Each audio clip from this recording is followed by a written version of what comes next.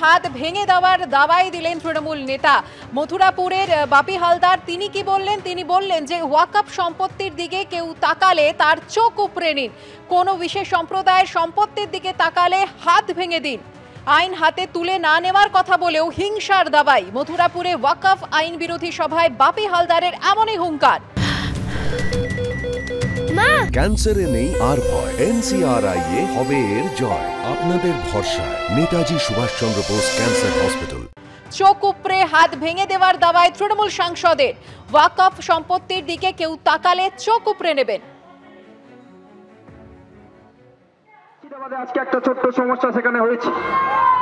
সকলের কাছে করজোড়ে অনুরোধ করব, দয়া করে আইন কেউ হাতে তুলে নেবেন না।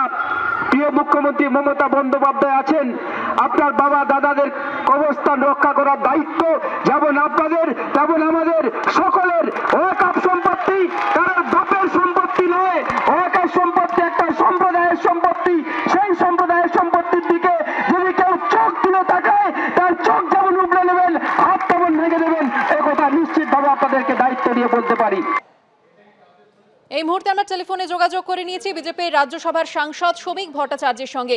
শ্রমিক বাবু, আমরা দেখেছি যে মুখ্যমন্ত্রী মমতা বন্দ্যোপাধ্যায় তিনি অশান্তি বন্ধে বার্তা দিয়ে লিখেছিলেন যে কেউ আইন হাতে তুলে নেবেন না, কেউ প্ররোচনায় পা দেবেন না, অথচ মথুরাপুরের সভা থেকে আমরা বাপি হালদারকে এইভাবে হুঙ্কার দিতে শুনছি। দেখুন, কে বাপি হালদার জানি না, তবে এটা একদম নিশ্চিত যে তৃণমূল কংগ্রেস এর পক্ষ থেকে তিনি যেটা বলেছেন তাকে আমরা স্বাগত এই কারণেই জানাচ্ছি, কারণ অধিকাংশ ওয়াকফ প্রপার্টি দখল করে নিয়েছে তৃণমূল। তো সেখানে যদি কেউ হাত দিতে যায়, কোনো আইন হাত দিতে যায়, তো তৃণমূল আক্রমণ করবে, কারণ দখল তো করেছে তৃণমূল। সুতরাং এই ধরনের বক্তব্যের কোনো প্রতিষ্ঠা জনমনে নেই। আর এই যে বীর পুষ্পদের দেখছেন ঘুরে বেড়াতে, এই তো দুর্গা পুজো পর্যন্ত অপেক্ষা করছে, মাকে আসতে দিন আর মাকে কার্নিভালের মধ্যে দিয়ে বিদায় নিতে দিন। এরা কেউ অন্তত খেলবার জন্য ময়দানে থাকবে না। ধন্যবাদ শ্রমিক বাবু। নববর্ষে রাজ্যের বিরোধী দলনেতা শুভেন্দু অধিকারীর হাতে হাল ফেরানোর কথা। তমলুকের যে নববর্ষের মিছিল, সেখান থেকে বিরোধী দলনেতা তৃণমূল সরকারকে সরাসরি নিশানা করে বললেন নিজেদের হাল ফেরানোর সঙ্গে রাজ্যের হাল ফেরানোর জন্য প্রার্থনা করুন।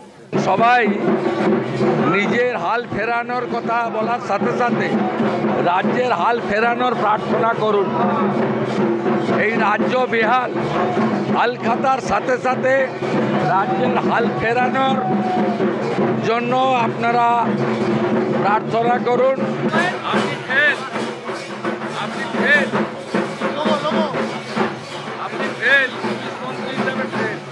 আমি সবাই হাল খাতানোর খাতা নিয়ে যাচ্ছেন, আমি হাল ফেরানোর খাতাতে সিঁদুর লাগিয়ে নিয়ে এলাম।